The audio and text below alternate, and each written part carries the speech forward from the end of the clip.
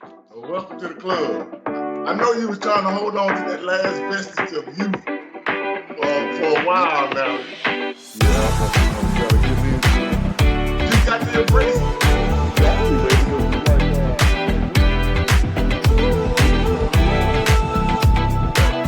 I don't know why you touched it.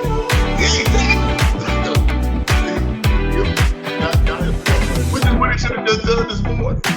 You jump on the phone like DJ. He sold his old house. Completely paid. Yeah, we got Spartan. How you doing this morning, man? You look a little exasperated. You all right? Killing each other for the phone, man. I'm like, no, man, that's cool.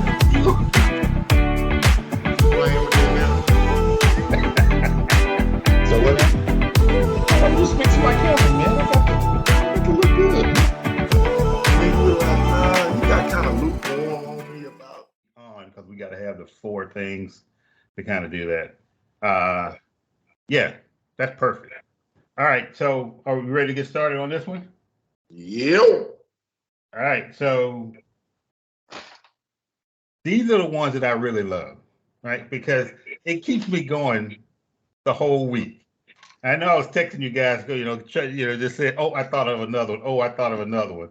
But I whittle it down, right? So what we're doing today is we're going to talk about what we think is the best movie ending, and I think that maybe we should have gotten a little bit more kind of granular in what we mean by best, right? Because I don't know if you guys meant best in the sense that it was a twist, or best in the sense that it was ironic. I just thought of another one, and I'm going to write it down and I'm going to get. Hey, it goes to all genres, man. It doesn't matter if it was funny or what. It's just your interpretation of the best ending of a movie. I got it. Yeah. Okay. So I don't know how many you guys came up with. I think I had like 10. We're gonna do what? Our top 3? Is that what we're doing? Well, until D comes, we can go through a lot of them, and we might hit each other's favorite, but this is just we talking about movie endings. I love it, man. All right, and I want to hear y'all because I'm not a real big movie buff. I got 5, and all 5 y'all gonna know all 5 of mine. But my favorite, I hope y'all accept the favorite. But my other 4, you'll know what those are.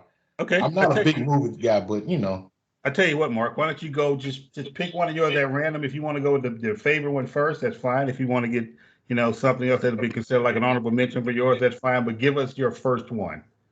Okay, my first one is Rocky 1. Okay. Now, that was like one of mine too. So I'm gonna take Rocky off of my list. I got my IMDb up. See, that's why I hate, I want to, spoil somebody. I didn't think y'all would have that one there though. Yeah, I don't. Do you have it? No. Okay, see, that's what I'm saying. See, and I'm surprised that you got that. No, because that's when I started to think about whether or not I wanted this to be like an ironic ending or more or less a surprise ending. But Rocky 1 is great. I mean, Mark, you go ahead and go through why you think it's good, and then I'll because Rocky 1 was one of mine.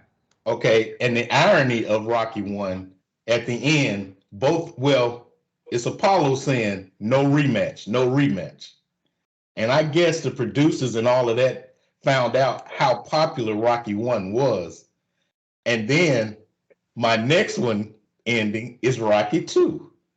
But going from Rocky 1 to Rocky 2, he says no rematch. And then when it goes to Rocky 2, they have an interview with him. And he's talking all kind of big stuff about, he didn't hurt me or he didn't do all of this. And now Rocky 2 ending is, everybody knows that one. When he says, Adrian, I did it, Yeah. Okay. So the reason I thought that Rocky 1 was a great ending is that Rocky 1 was one of the few movies that I'd ever saw. Well, the only movie that I ever saw before at that age where the protagonist actually lost at the end of the movie. Right? And a lot of people, you kind of forget that Rocky lost. at the end of Rocky One, and it goes into a whole, he found like the love of his life, and he had battled his way back through all this adversity and all this other stuff. But so I went and I started looking up a lot of stuff on Rocky. So that was kind of based on the fight between, I believe, Chuck Webner and Muhammad Ali. Where was it Chuck Webner? Or it may have been the guy from Canada. Anyway, it was that was based on one of Ali fights where the guy kept telling Ali that he had never been knocked down, and that also goes back to the fight between Jake LaMotta and Sugar Ray Robinson. Anyway, but I get into all that. I think Rocky One was a great one for those reasons, Mark, that you came up with, that they started to see how popular it was going to be. And that's how you went from Rocky to Rocky 2 to what was the last Rocky? Was it Rocky Balboa? Who knows? It went too long. It went too far. It did. It actually went too far. Let me ask you this question then. Let me ask you these guys this question. Do you think that Creed is actually just a Rocky movie? Yeah. Those are just Rocky movies. I mean, it goes into what's his name? What's Michael B. Jordan's character name? I know his last name is Creed. Is he Adonis? Adonis Creed. Yeah. So Apollo's. And see, they started doing this stuff, and I think the Fast and the Furious kind of picked up on the Rocky saga. Like now it's like 11 with the Fast and the Furious. 10, right? Is it 10? Okay, I think the last one is 10. And they've had a couple of spinoffs where they were still Fast and the Furious movies.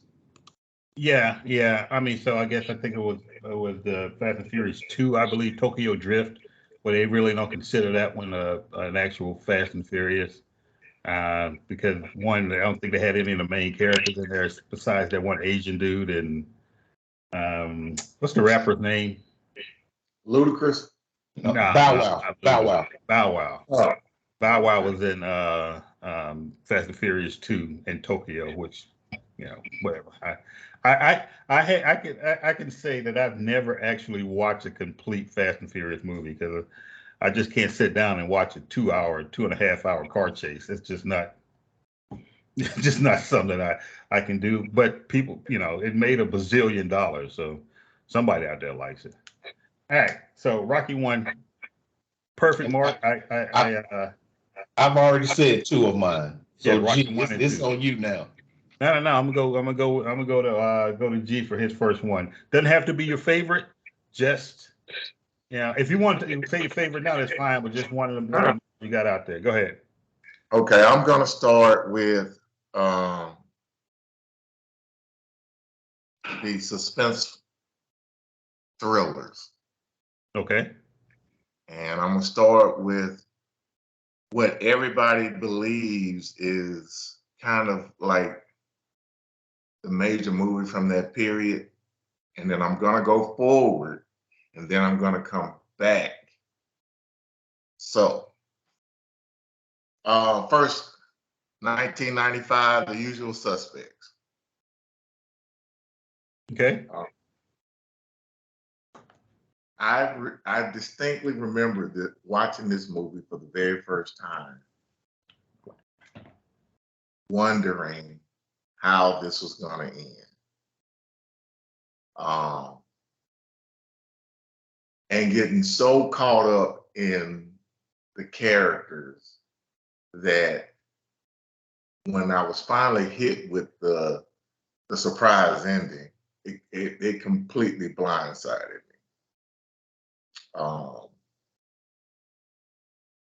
To this day, I find it hard not to watch The Usual Suspects when it comes on television. So yeah. Usual Suspects is my first. Okay, so obviously I got Usual Suspects down as 1, 2, right? Because that is probably, as far as kind of modern pop culture, is the biggest kind of reveal, other than another one that I have in here. But when you watch The Usual Suspects, for me, so every time everyone I went back and tried to do a little research on them. And so in The Usual Suspect, Have you ever seen any of this kind of these YouTube deep dives where they go back and show you these little clues that actually point to Kevin Spacey's character, Verbal Kent, being Kaiser Soze? Mm-mm.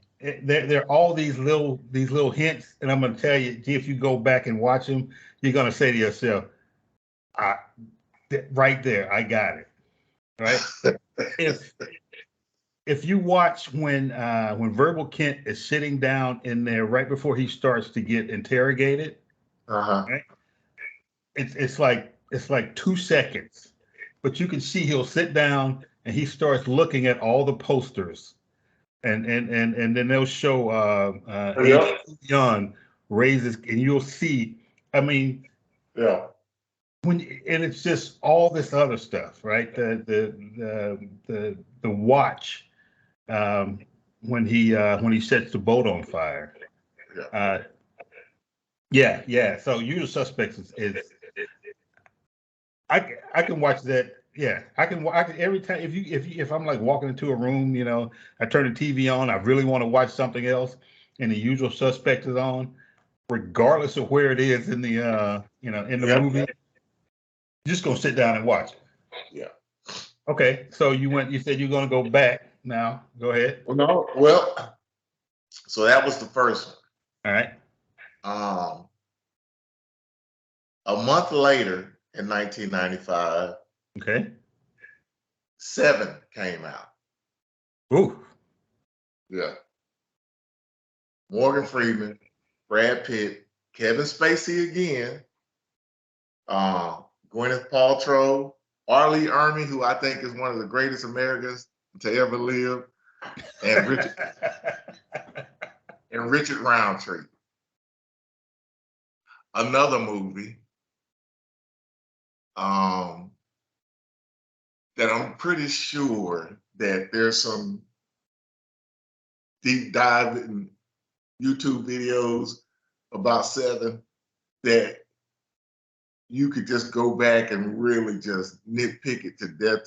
You realize that, okay, didn't see that ending coming, But when Kevin Spacey's sitting in the back seat and he's telling me, this is going to be something that people are going to talk about forever, and you're going to be linked to me.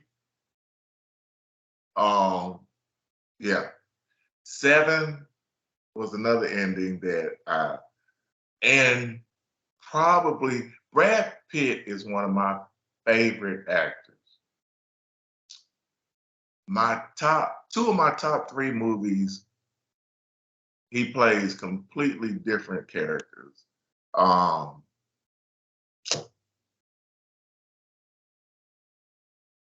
The movie he plays, his name is it Jack Black?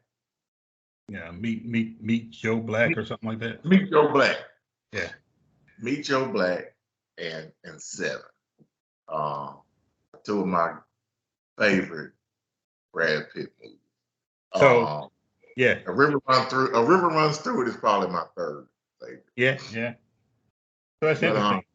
Good movie. Great movie. Yeah. And I love the ending. And another movie, I don't care where it's at in the movie. If I'm scrolling through the guide and I see 7 is on, I just automatically put it on.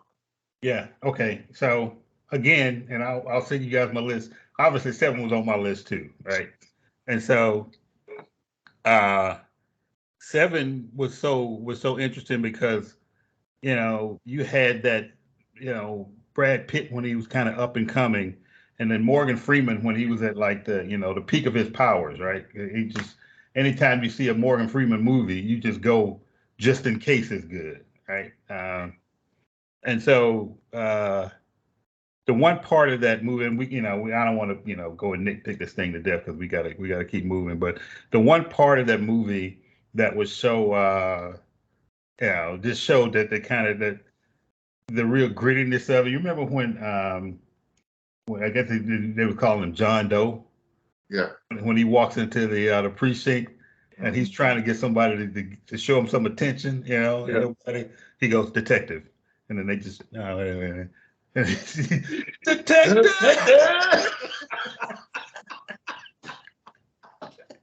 Hey man, I was like, what the hell?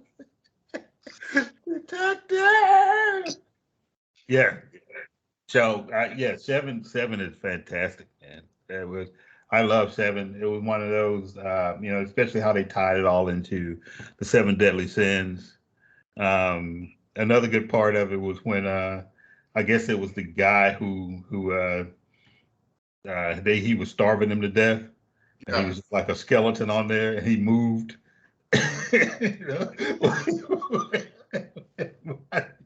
Everybody, including the viewers of that movie, freak out, because I was like, oh goddamn. All right, so Mark, so back to you. I said my first two, and that's what both of the Rockies with the irony of it. But the reason I said Rocky 2 for my next two that I have, because the ending of Rocky 2, everybody knows that one. Adrian, I did, he looks into the camera, holds the belt up, and he's talking to his wife. My third one is Boys in the Hood. Even though it didn't have a tremendous ending, it was something that left you thinking at the end of it. And everybody knows that ending. Ice Cube, that was his first major acting gig. And he was terrible in it. I mean, but them talking. Go ahead. Go I'm ahead. gonna disagree with that point, but go ahead. He was really terrible in that movie. I think Ice Cube was fantastic in Boys in the Hood. I think he had maybe two bad moments in the movie where you could tell he wasn't comfortable maybe in those scenes. But I think as a whole, he was very good in that movie. I mean, he played the part where it was something that wasn't, Yeah, I think if he wasn't a stranger to it. If you look at the scene where they were at the table playing cards. Yeah. And Ice Cube was saying, somebody said something to Ice Cube, and Ice Cube was shaking his head like, no, I can't remember exactly what the discussion was. He didn't look comfortable in that scene, and there's probably another one I remember. But at the end of the movie, when he tried to push them old fake tears out his eyes, it kind of reminds me of Janet Jackson in one of them Tyler Perry movies and shit. She couldn't squeeze any tears out them old plastic surgery eyes either. Those are the only two bad scenes I think Ice Cube had in the movie, in my opinion. I think so. Yeah, that was bad. Yeah, I think other than those two, I think he did a very good job in the movie. So this is what I think is that you're right. At the end of Boys in the Hood, when he was given that, they don't know, they don't show whatever going on in the hood. I mean, I don't think that the writing. So they were just trying to get across this point, like just bash you across the head with a point. I got it. And then as he walks off, he kind of fades, and then they just show that he actually got killed a couple of days later. But this is the part where I think that Ice Cube really. Well, I said that now that was great acting. You remember when they were in the car, and Trey said, "Doe, let me out." Oh, yeah. Right now, going back to your point, if that was a Tyler Perry movie, he would have said something like, "You right. Get out of here because you don't need to be around all this. You got a future." It would have been a bigger thing. Yeah. But you notice that in that scene, all Cube did was kind of, and you didn't know at that point. You didn't know if he was saying you were right, you shouldn't be here, or you and Rick are supposed to be boys, and I got to go and do some shit that you should be doing. Yeah. Right. So I just thought that was a great piece of acting. All right, Mark. So I'm just gonna disagree with you on that point. I think Cube was fantastic. It wasn't Oscar worthy, but it damn sure wasn't IT. No, don't even get me started on it. All right, Mark. But okay, so Boys in the Hood. Okay, and then the next one, like going into Boys in the Hood, Rocky 2, everybody knows the end, Menace to Society. More violent than anything, but everybody tries to recreate that scene Yeah, where he starts talking, it goes blank, and the next thing you know, there's just shooting. yeah. I mean, so Menace to Society was one of those movies where I see what you're saying, where it's just it's like like some Tarantino kind of thing where everybody tries to Exactly. recreate that one scene but in a different way. Yeah, I do. Yeah, that's the ending. A Menace to Society. You kind of knew you knew it was coming, right? Anytime you have a voiceover that starts in the beginning of a movie with one of the main characters, you're almost certain to know that he's going to get killed at the end. He's right? gonna be killed at the end. Right. Yes. So I think that the surprise of Menace to Society was that Old Dog made it all the way to the end. Right? and that's another thing too. You would And think he would have been got yeah, I don't know if that's I don't know what type of message that sends, right? Because Old Dog was killing people for sport, right? So all right, yeah. So Minister Society was that was an interesting ending. I understand what you mean by people copy that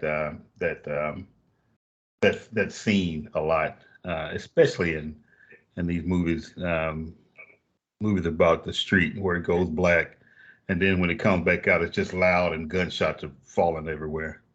All right. So back to you, G. What do you give me the next one? How about you give us one? Oh, all right. So I'll throw this one out at you. I don't know if you guys ever seen this one before. Let me go because I got all mine pulled up on the screen here. So I just do want to say this one thing though. So two of mine had the same actor that you just talked about, which is Brad Pitt. So one was Seven, obviously, right? And I'll just go ahead and throw this one out there since we're talking about Brad Pitt. It's not my favorite, but it is one that I really like, and that's Fight Club. I knew it's on my honorable mention list, and I knew that you were gonna pick that. Fight Club. Well, one has got Ed Norton in it, and he's my favorite. And my next movie has Ed Norton in it. I had you pegged, pimping. Okay. Well, so obviously you know two of mine, right? So, but at the end of Fight Club, you finally realize that Brad Pitt character, it's Tyler Durden and Ed Norton, who they never really say his name, just call him the narrator, right?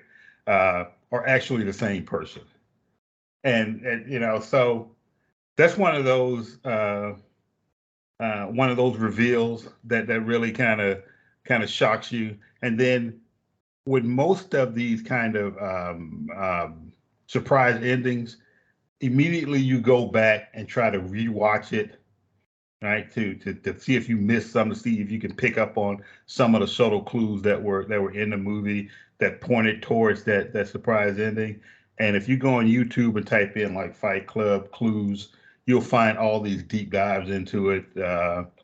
One of the biggest ones that you never really think of is that after Ed Norton with his condo catching on fire and blowing up or whatever happened, he goes down, he calls the Tyler Durden character and talks to him, right? And then he hangs the phone up. But then he gets, Tyler Durden calls back to that payphone, and then you start realizing, that you can't receive calls at payphones, right? So that starts to show how he mentally he has started to break down, right? And that's when he has started inventing this whole alter ego. So so Fight Club, is one of my favorite movies, period. But definitely one of the favorite endings I ever had in a movie. I ever seen in a movie before. So that's one. All right. Do we want to go ahead and do the Richard Gere Ed Norton now? Or you That's want my to? next movie. Yeah, go That's ahead. my next movie. We can do that one now. So, Yeah. so we did 95 with The Usual Suspects and 7. 1996, Primal Fear. I'm not a huge Richard Gere fan. And I say that because he's either hot or cold as an actor to me. Yeah. He either does a great job or he does a lousy job. Primal Fear, he did a great job. It was great acting. This was Ed Norton's movie picture debut. Not a lot of people know that. And he nailed his role. The premise of the movie, he's engaging in some sexual activities with some priest, and Richard Gere is the attorney that's got to get him off. And Norton is supposed to be schizophrenic or have multiple personalities. And you get to the end of the movie and you find out that he's been playing Gere the whole time. Yeah.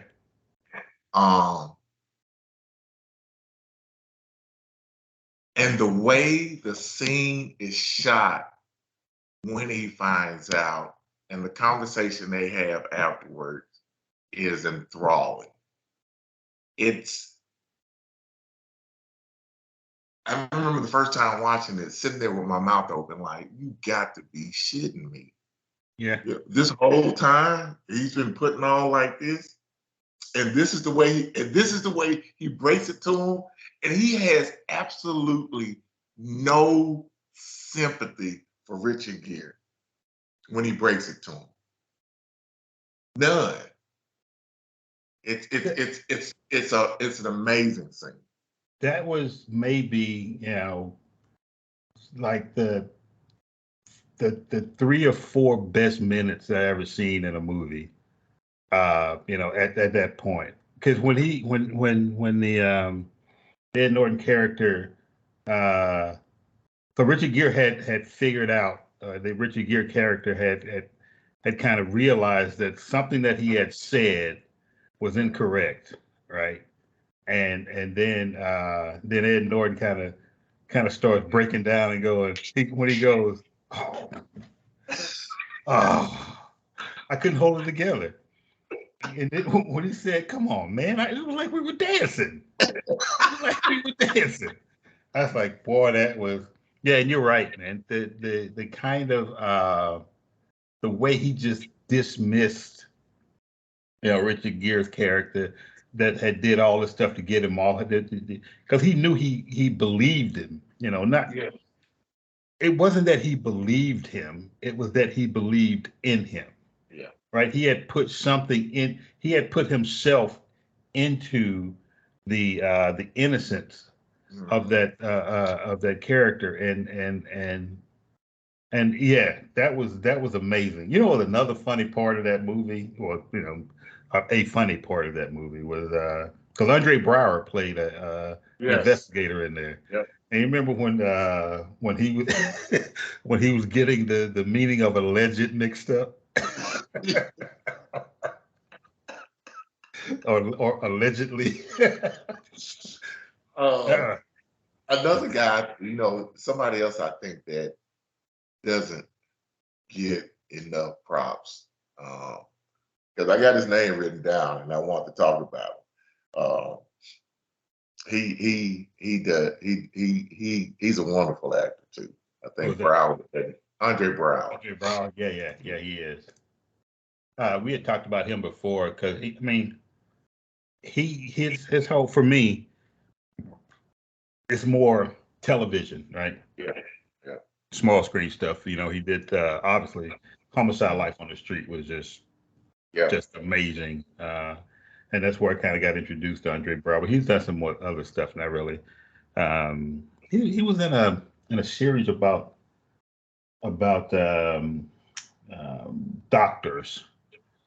years back. I can't remember the name of it. It was almost like a Grey's Anatomy type thing.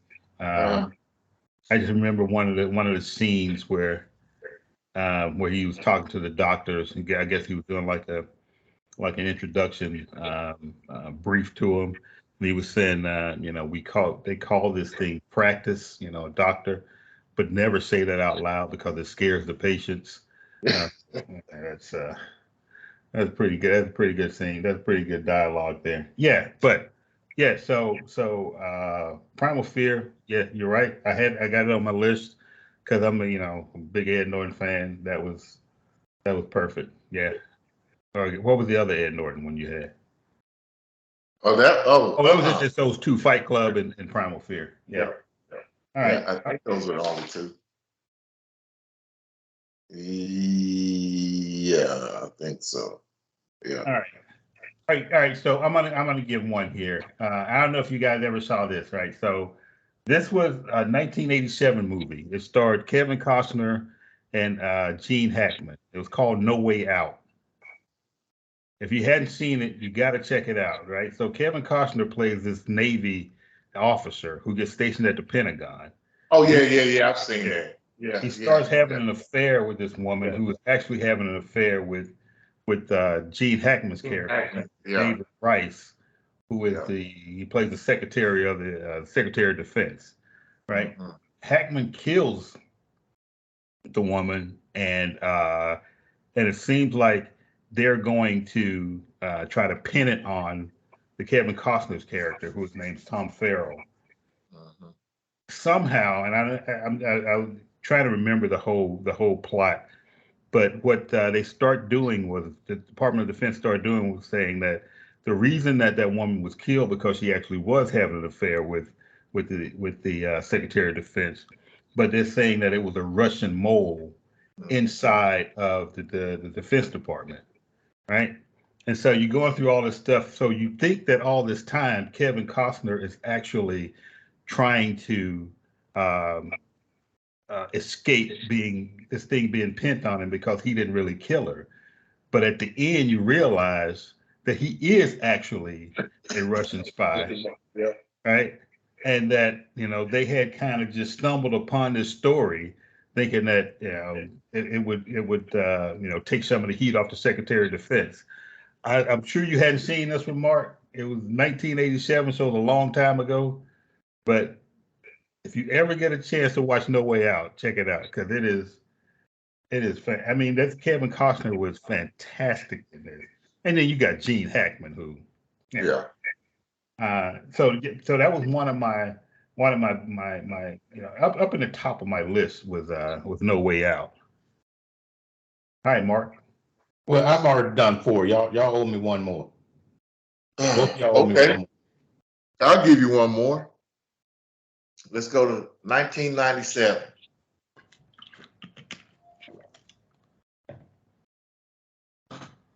The Game with Michael Douglas, God dang it! I can't believe I missed that one. Okay, go Sean ahead. Penn, Deborah Kara Unger. The guy that directed Seven also directed The Game. That Yeah, David Fincher. David Fincher. Okay.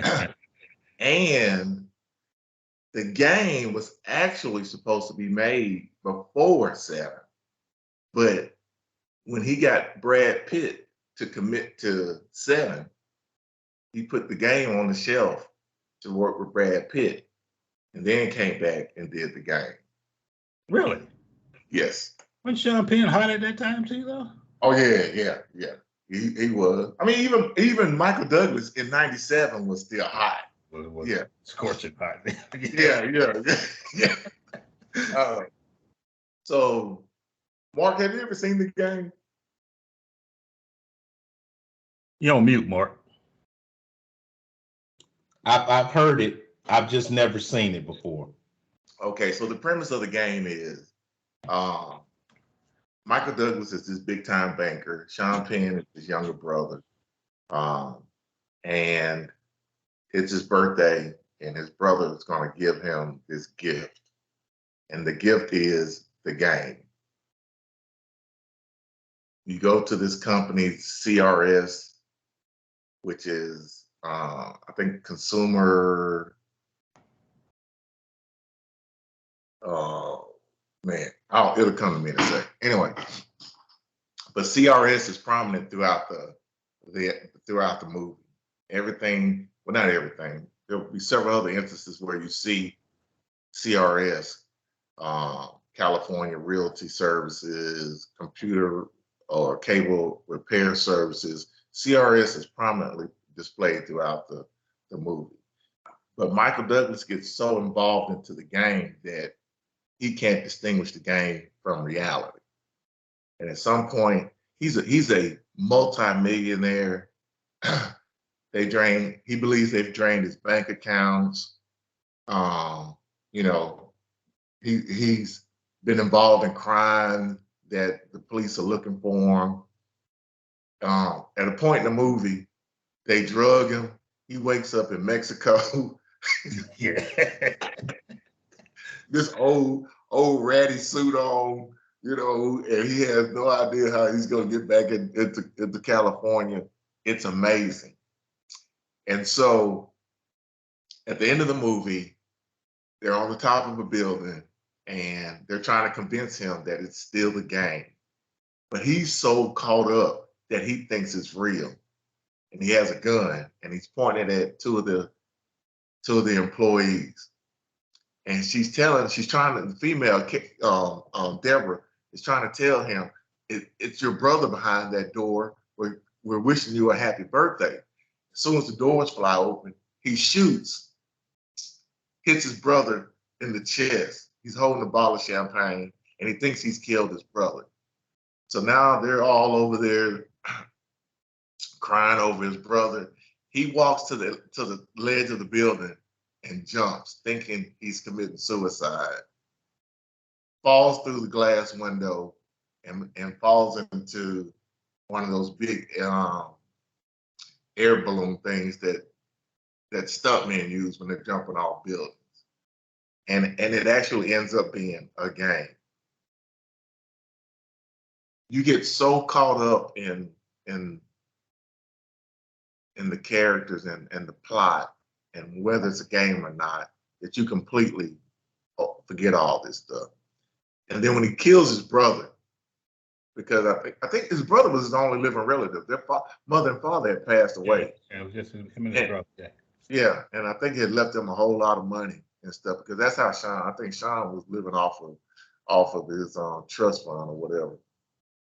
It's an amazing movie. It's 2 hours worth watching. It really is. But the game is I think the last in that series, kind of in that genre of '97, that really just stood out from the pack.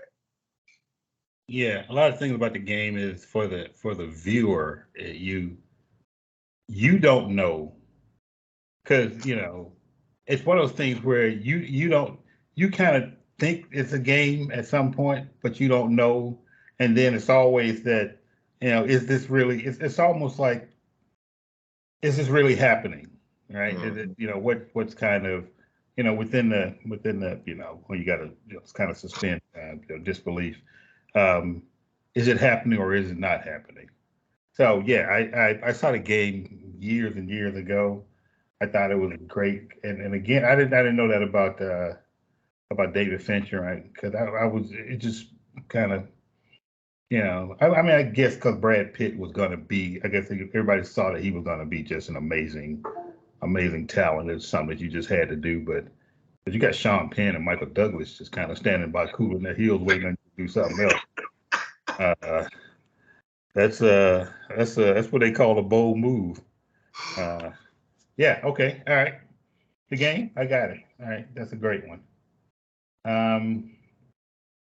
I'll give one more. Go through my list here. Oh, so let's just talk about kind of the elephant in the room, right? I don't know.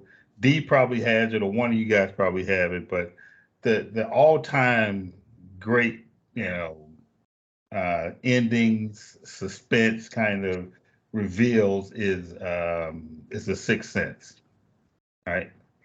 I knew that. I knew that it was one of my honorable mentions. I knew that would be on your list too.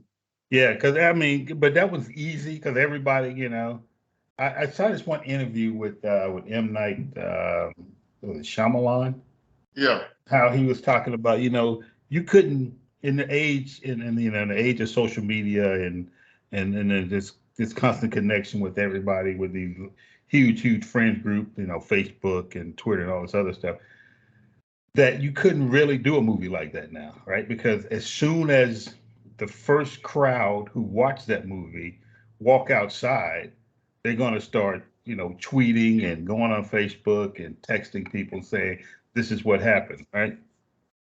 And so it is amazing. The first time I saw Sixth Sense, I was just, there's so many clues in there, and this is another thing when you go back and watch it, you'll see all the little things that he put in there to kind of clue you into the fact that Bruce Willis is actually the character. I can't think of his name now, but he's actually dead.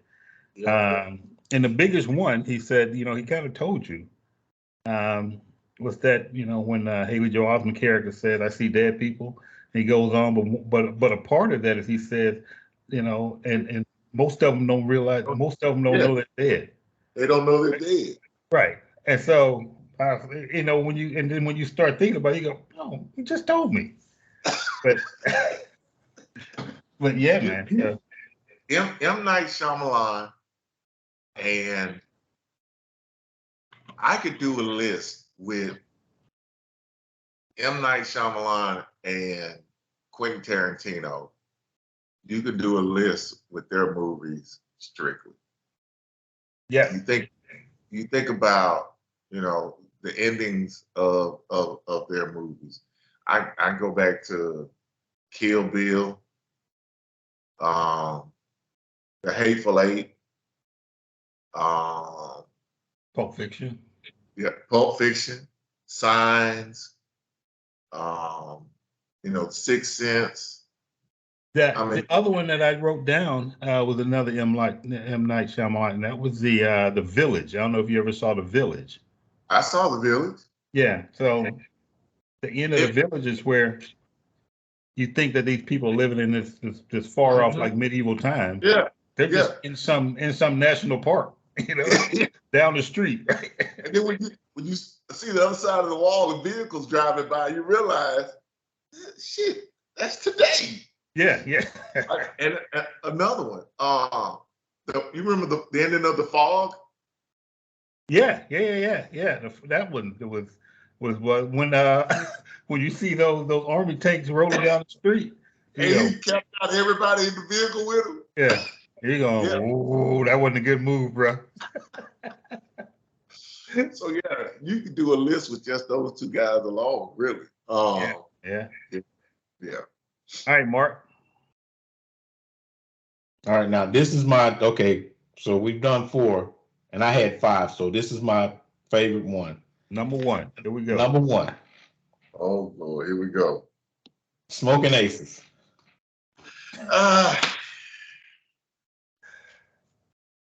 Okay. Now you talk about this is the Jeremy Piven movie? Yeah. Jeremy Piven, Ryan Reynolds, Common, Andy Garcia, Alicia Keys. That's the first, Alicia Keys, that was the first time I ever really noticed how fine Alicia Keys was on that. Even Taraji Henson had to look at her and say, and I know that wasn't a part of the movie, but when she had that scope on and started walking, she was like, damn. Yeah, Alicia Keys was real fine. Yes. But, I mean, I can never get that ending out of my head where Ryan Reynolds, first he pulls the gun on Andy Garcia. And Andy Garcia just about said, hey, that's just what we do, deal with it. And he goes in there with the mob boss and Piven, because they were supposed to have a heart transplant or whatever to save his life. And Ryan Reynolds goes in, locks the door on that bulletproof glass, and he sits down, doesn't say a word, puts his weapon down, puts his badge down, and gets the plugs and just flips the plugs off, and everything is quiet, but you can see everybody on the outside trying to get in, throwing chairs and everything. I think that was the most boss ending I've ever seen in a movie. Yeah, I like Smoking Aces. Smoking Aces is one of those movies that I didn't think I would like because I mean I'm not a real kind of shoot 'em up guy. But Smoking Aces was pretty cool, and plus I I like mean, the guys in there. Yeah, all-star cast in there, all-star cast. yeah. Yeah. All right.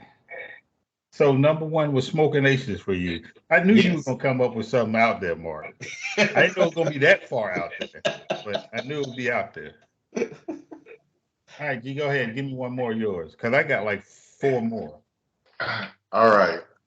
So I gave you probably the top 4 movies in that genre during that time. People will normally say that The Usual Suspects was kind of the first in that genre. I think the precursor to that movie was a movie that probably wasn't critically acclaimed, but I think this for me was the start. Came out in '87. Okay. Starred Mickey Rourke, Robert De Niro, Yeah. Okay. Lisa Bonet, Yeah, I got Angel that Heart. down too. I got that down too. Go ahead. All right. Angel Heart, for me, that movie came out in '87. I graduated high school in '85. And that movie to me was a critical point in my life at that time. Well, you remember Bill Cosby got on Yeah. Lisa Bonet from that movie. Yeah. And I read somewhere where Sinbad came back and gave an interview, and it wasn't the fact that he was so. Bill Cosby just didn't like the movie. Mm. I think he realized that Lisa wanted to do something. She didn't want to get typecast as a good girl, you know, Cosby daughter her whole career, and she wanted to do something 180 degrees in the other direction, and that's why she took the role. That was another direction. Oh yeah. But I read somewhere where Bill Cosby said, you know, all this movie was about a white man sleeping with a black girl that was involved in black magic or voodoo. He really didn't like the movie. Yeah. Yeah. I mean, I guess something could be said to that, but yeah. Yeah. But I think when you really scale down the movie to just that scene, you really miss this movie has a great storyline. Mhm. I think it had a wonderful script. I think the way it was filmed was great. I think the cast was absolutely amazing. To see, you know, once you finally get that Louis Cypher is Lucifer at the end of the movie, you know, bells just went off in my head. I mean, the lights came on. It was that type of revelation for me. I can go back and watch Angel Heart probably every day of the week. I think for me, that when it comes to that genre of suspenseful ends and you know, because I think afterwards, so you had the Keanu Reeves movie, Devil's Advocate. The Devil's Advocate. You had somebody else, I think, was it Tom Cruise did one? Or somebody else did one. Anyway, you know, Angel Heart for me is the standard for that time period and that type of movie. Was Meet Joe Black the same kind of No, Not really. no, because really, Joe Black was I think more of an angelic figure. He was more good. He was very good actually and stuff. And that's Meet Joe Black is more of a romance in my opinion. Um, so yeah, nah, I wouldn't categorize those two as the same type of movie. Well, the thing about Angel Heart, especially at that time, for the age that we all were at that time, AG, you and I were obviously closer than Mark. Um, but so after watching that, right, and then you kind of, the first time that you understand that Louis Cypher is Lucifer, right?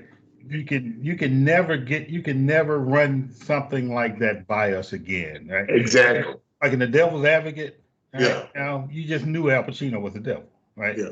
Every because that baseline had been set that now you're constantly looking for this, right? It's like after The Sixth Sense, right? You're never gonna get me again with somebody who's actually dead that you think they're alive. It ain't gonna happen, right? Because that standard, that foundation has already been set that I'm looking for that again. Yeah. But yeah. So I did have down Angel Heart too, mostly because it was the when you realize that I think it was the Mickey Rourke character had actually sold his soul to the devil, or he Yes. had, he was just there to collect, and he was yeah. Um, so I'm gonna do one real quick here. Uh, I don't know if you guys have you ever. Well, I know you've probably seen it or heard about it, obviously, but it's the Alfred Hitchcock, the 1968 Psycho, Yeah. right? So Psycho was one of these movies that at the end, when you finally realize that Norman Bates' mother is dead, and that he is actually doing all the stuff himself. He's one that killed Janet Leigh character. Was I think Marion Crane was her name, and but when I did the research on it, it went so much deeper into other stuff, right? So there was this, which is kind of topical now. There was this kind of um, transgender undertones Mm-hmm. in that movie because he was like, at the time they called it cross dressing, and how they Yeah. had looked at that as a mental condition other than just simply, something that you're, a fact of nature. Um, and so that that kind of reveal, and obviously when it came out, I didn't see it, but I'd seen it, years later, and then understanding, all the other stuff that went into it. That so yeah, Psycho obviously is one of the biggest reveals I ever seen, or what do you call it, the surprise ending. Yeah. Right. Yeah. And that goes to a conversation I have a lot with younger folks about movies and not watching the remakes and going back and watching the originals. Vince Vaughn should have never tried to play Norman Bates in the remake of Psycho. Uh, you have to go back and watch the original Psycho. You know what threw me off about the Vince Vaughn Psycho? I mean, obviously it was just probably trivial, just me, but he's too tall to play that role, man. You think? Vince Vaughn's about as tall as you, man. He's G. like a couple inches Oh tall. yeah, He's like 6'6". yeah, He just, yeah. it seemed like he was just towering over everybody in the scenes, which made him, to me, already. So Norman Bates was intimidating because you kind of saw something, right? Yes, And it was yes. just, yeah. But Vince Vaughn was kind of intimidating because he's a giant, Yeah. right? And so, And I watched him in that movie, and it probably three times. In the first 30 minutes, I'm I'm waiting on him to go red route. You know, hot route, hot route, hot route. I'm waiting because that's always stuck in my head. Yeah. And it wasn't a good. Now, he did another movie that I could have put on this list, which is Clay Pigeons. Oh man, I love Clay Pigeon. Clay Pigeons is an amazing, amazing, amazing. Joaquin Phoenix and Vince Vaughn and Anne Hesh in that movie. I think so. Great movie, Mark. If you hadn't seen Clay Pigeons, that's another one you need to put on your list of movies to watch. I love Clay Pigeons. Was a good movie. I mean, it didn't get the type of play I thought it should either, but it was a great movie. Yeah. Yeah. So yeah, he So again, back to my original conversation. You know, it's always, hey, you know, yeah, I watched Psycho. Which version did you watch? I watched the Vince Vaughn. No. You got to go back and watch the original. Yeah. You know, it.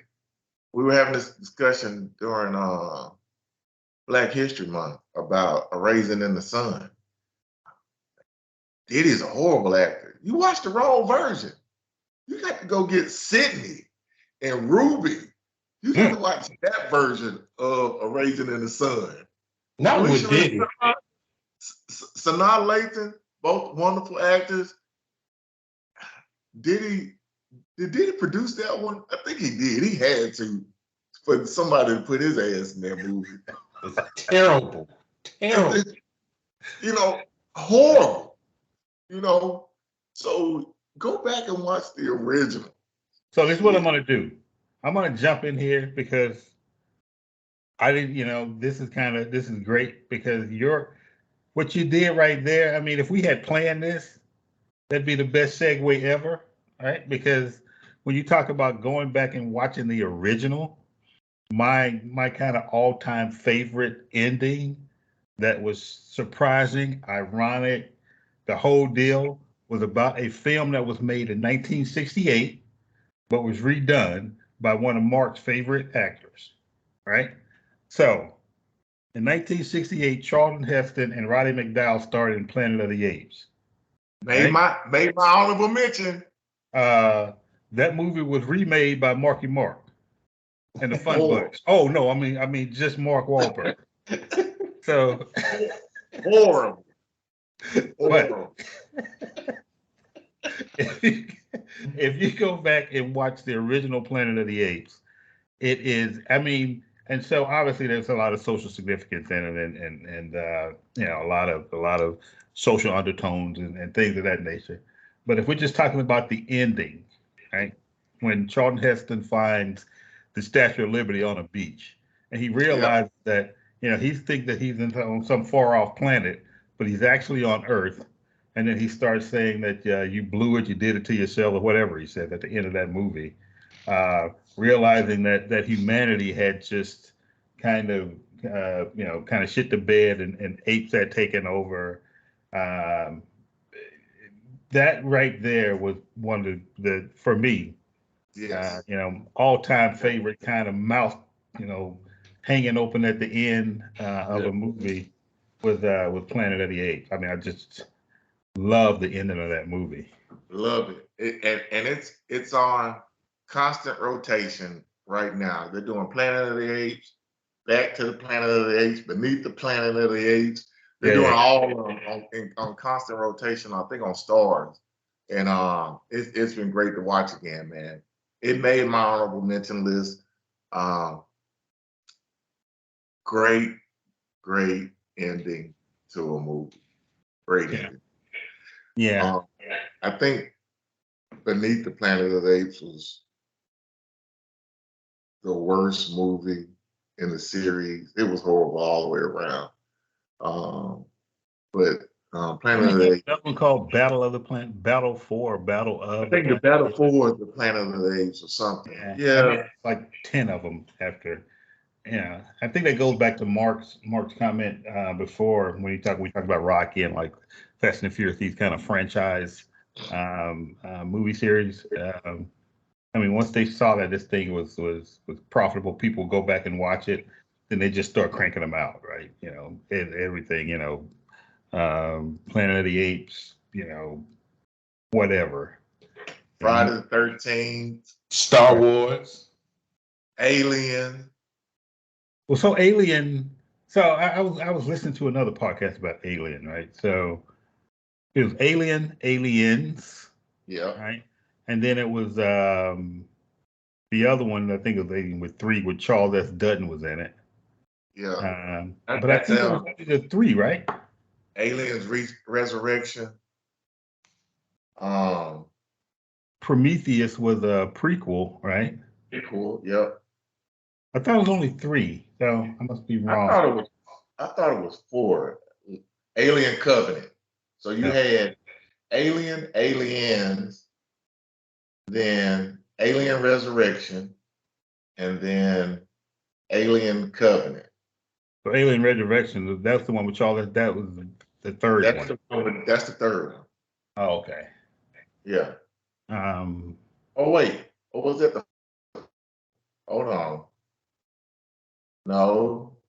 So Alien came out in '79. right. Aliens came out in '86. Oh, was that far between? Yep.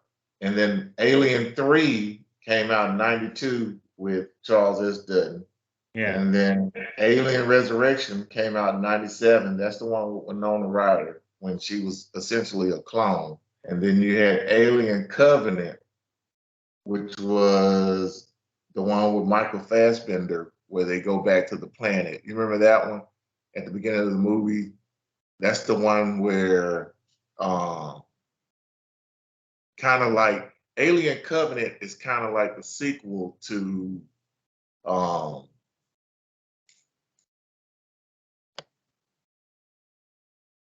the one you just said, Prometheus. Prometheus. Oh, okay. Yeah. Yeah. All right. Because I mean, I fell off like after like the one with Charles S. Dutton because I for some reason I can't hang into those franchises like that too long because it's not. I mean, I don't know. It's a lot. It's almost like that. You know, when you see like Star Wars, you know how people just lost their minds when they started doing not you know Star Wars, Return of the Jedi, and what was the other one? There was three of them way back in the day. I think it was Star Wars, Return of the Jedi, and whatever. But Yeah. the more modern ones that they were making, you know, like the one with Sam Jackson and they're um, playing Mace And something those, like. Yeah, and then all the. I mean, I went to movies and saw Rogue One, I believe. I don't know. I'm just not a big. I just can't hang into those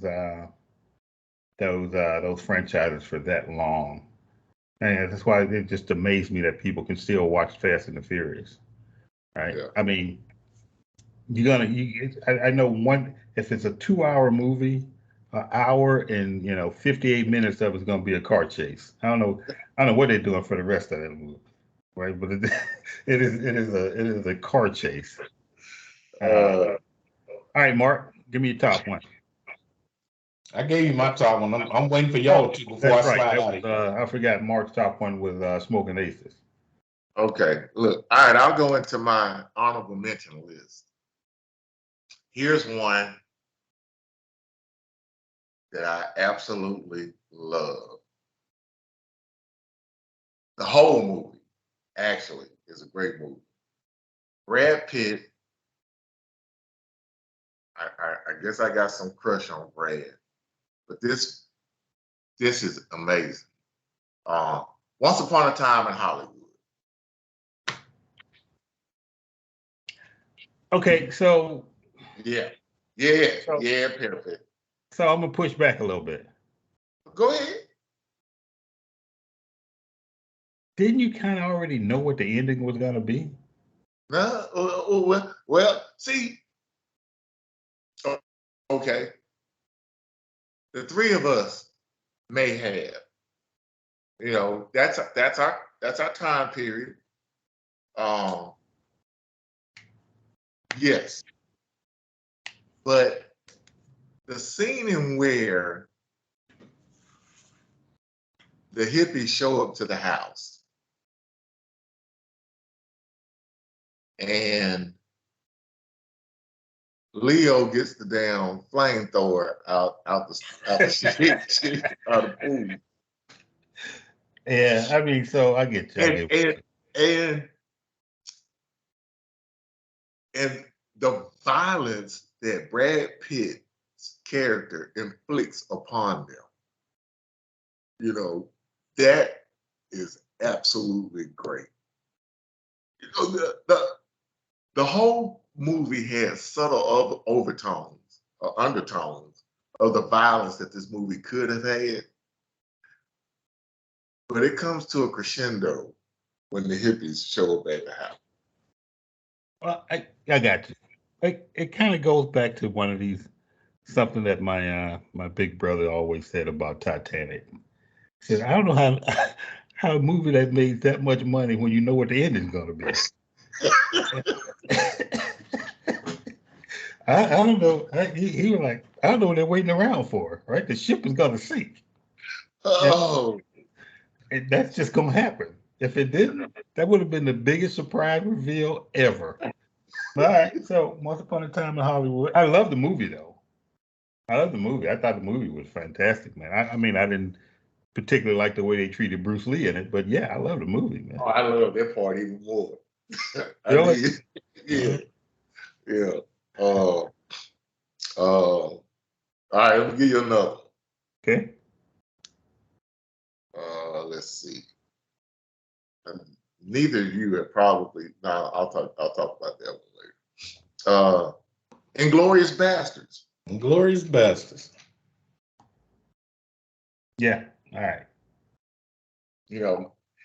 Talk about somebody getting their comeuppance.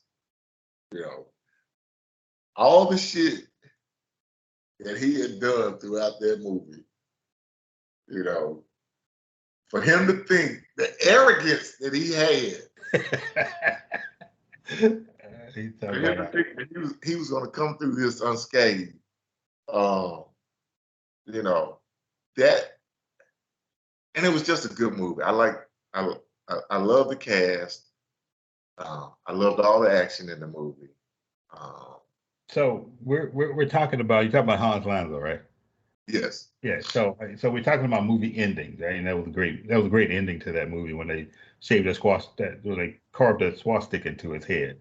But on the flip side, at the reverse of that, I guess, is the beginning of that movie, right? Yeah. That may be the best, 18, 20 minutes ever in film.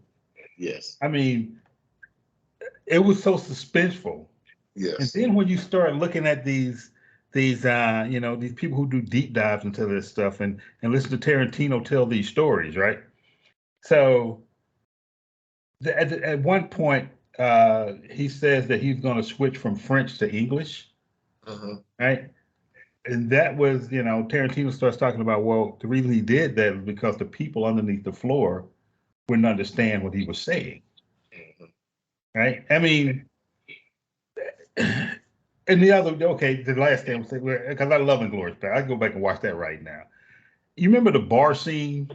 Yes. When he figured out that the guy was not actually a German soldier. Did you ever hear about that sequence and how Tarantino put that in there? And then, that's how the German soldiers figured out that guy was not a German soldier. I can't think of his name now. Right. Yeah. So they go, hey, we want to have 3 more drinks. And he's gonna order 3 more drinks.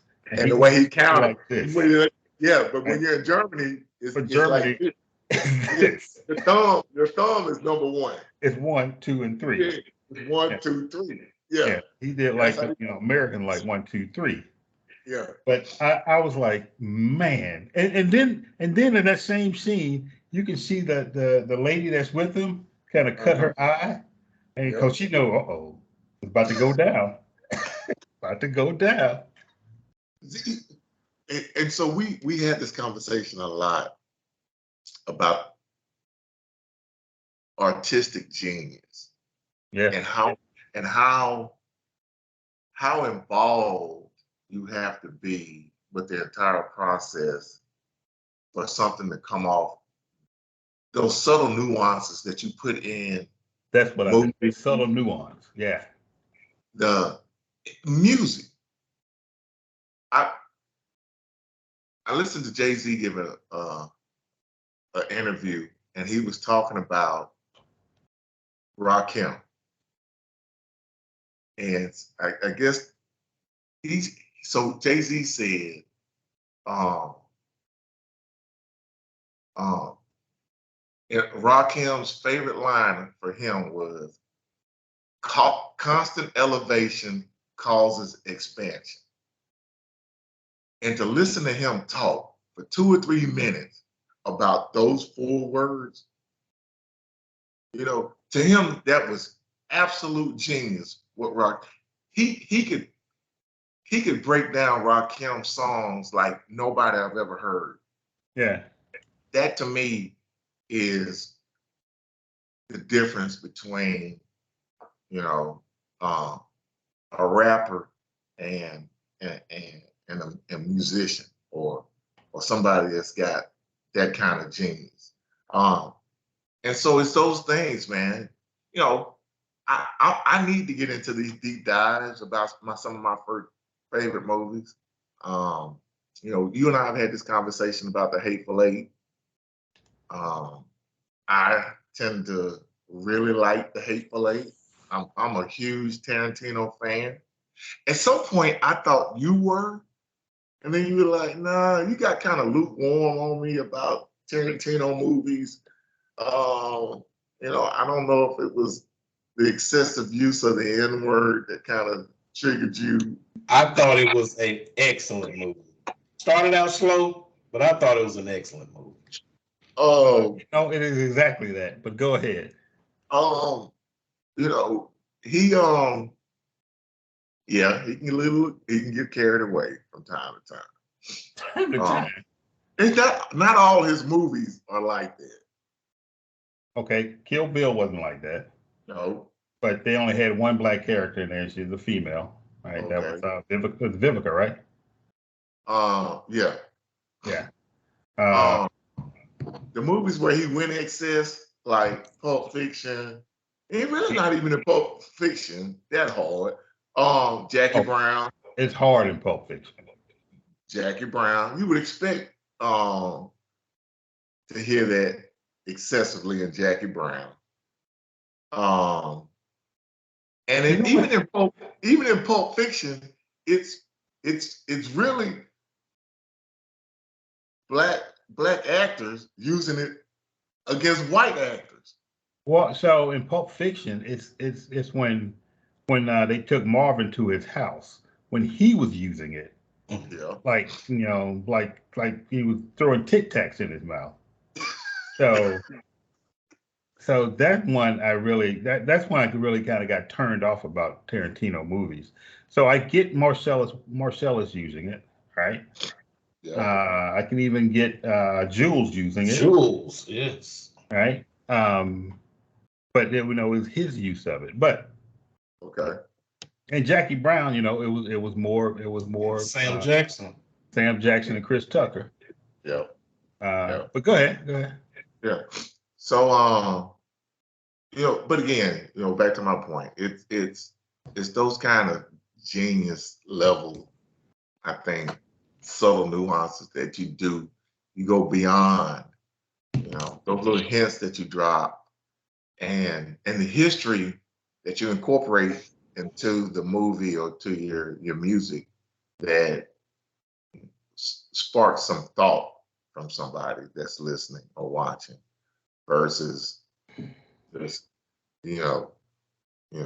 there's Master P, and I got the hookup, and that kind of dumb, useless use of the word, is just crazy.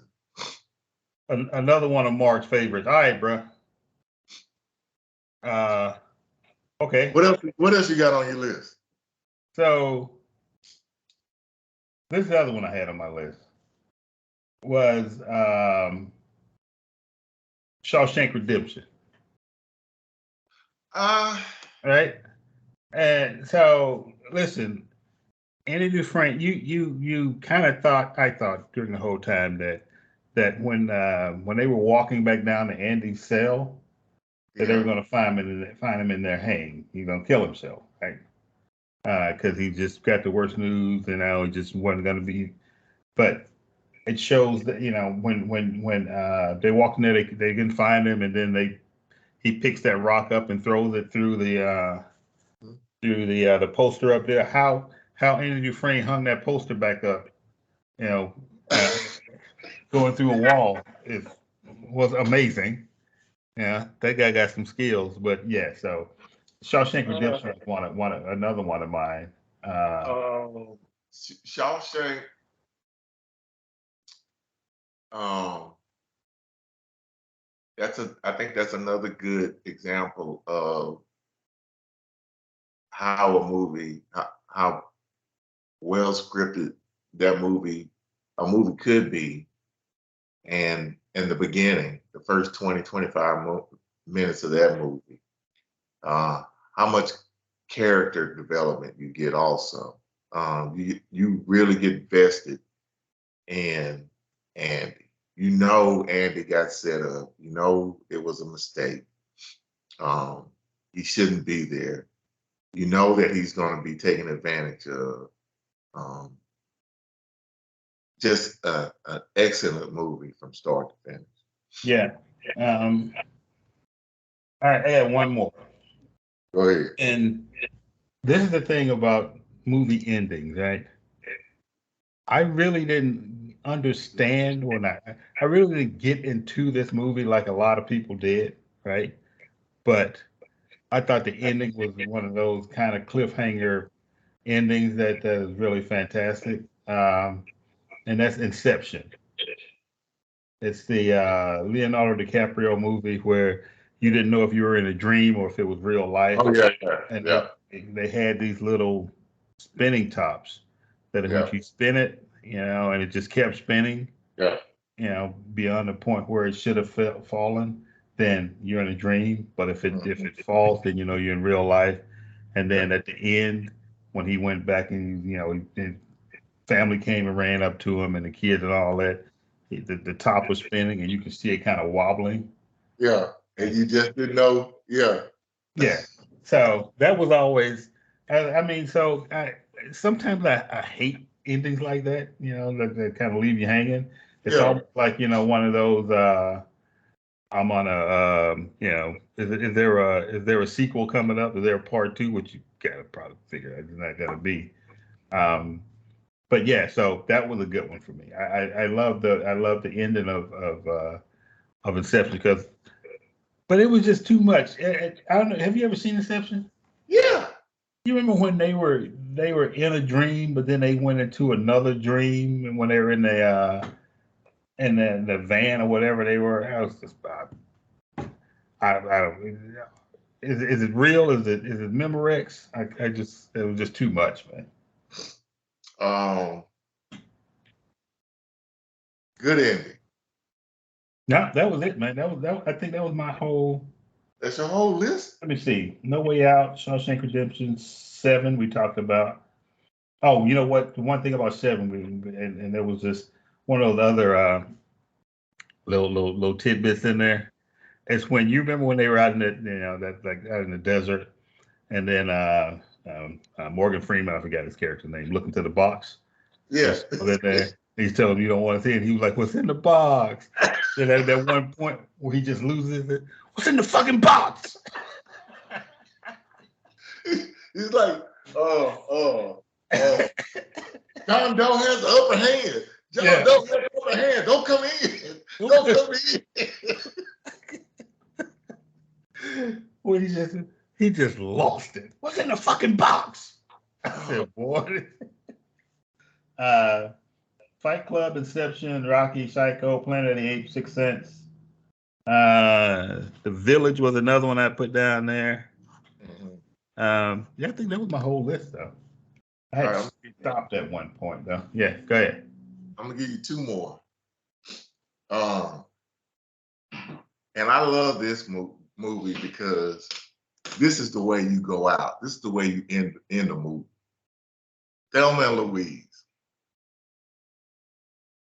Yes. That's some gangster shit right there. Yeah. Hey, holding hands. Let's floor this motherfucker and go Evil Knievel. Yeah, they went out like they snake River Canyon that they went out like gangsters. Yeah. And my last one is probably one of my favorite actors, Daniel Day-Lewis. There Will Be Blood. So I had that on mine too. I think I gotta rewatch There Will Be Blood though. Why? Why did it stay on your list? I don't know. It was one of those where I really, and this may be sacrilege, right? But I didn't think it was that good of a movie. Of course, right? Really? Yeah. I think I got to I think it's one of those where it's a rewatchable, or must rewatch because I don't know. I will readily admit that There Will Be Blood starts slow. It's a slow moving movie. But once it gets going, and I think the introduction of the what's his name? Paul. What's that actor's name?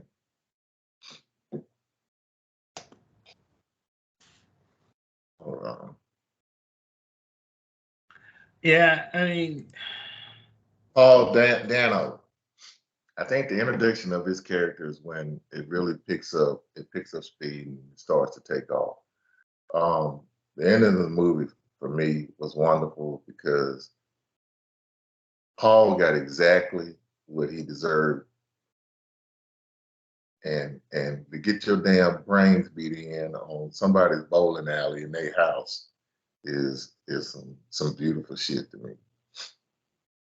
Yeah. well, you know what? I'm gonna put that on my my weekend to-do list.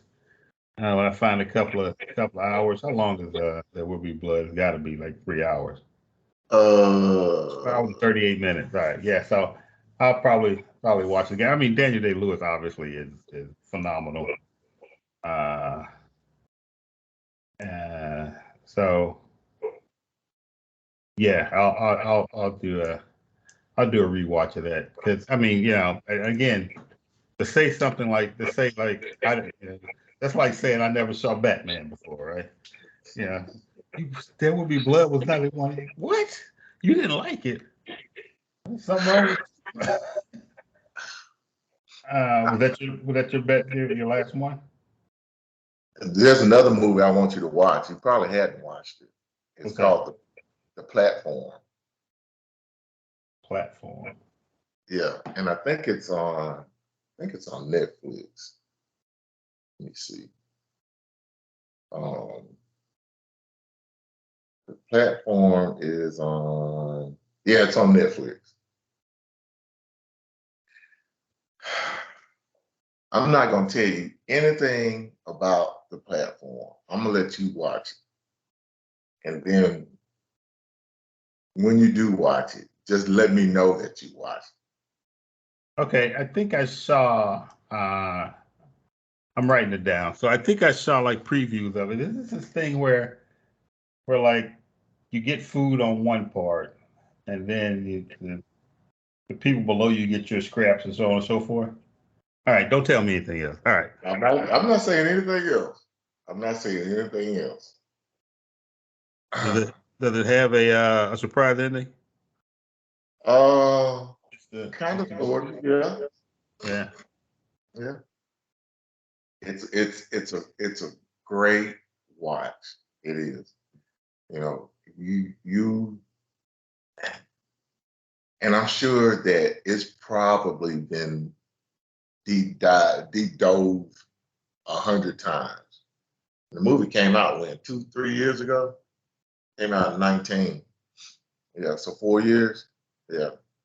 A lot of religious symbolism in it. Really? Yes. I love Yes. those. Yeah. Yeah. Yeah. Yeah. So check it out. Check it out. And if you do the trivia search or you do a deep dive on it, I'm sure people have gotten it broken down 100 ways to Sunday. But it's a good movie. You know, my sister says you have a dark heart. You like all these dark movies. I do. I do. Yeah, I do too, in the sense that most of them are more thought provoking than Yeah. this lighthearted, Yes. you know, Yes. backslapping high five movies, right? So, all right, I'm gonna check that out. I'll check that out. What you doing today? I don't know, man. I think this might be it. Just looking for a place to stop this.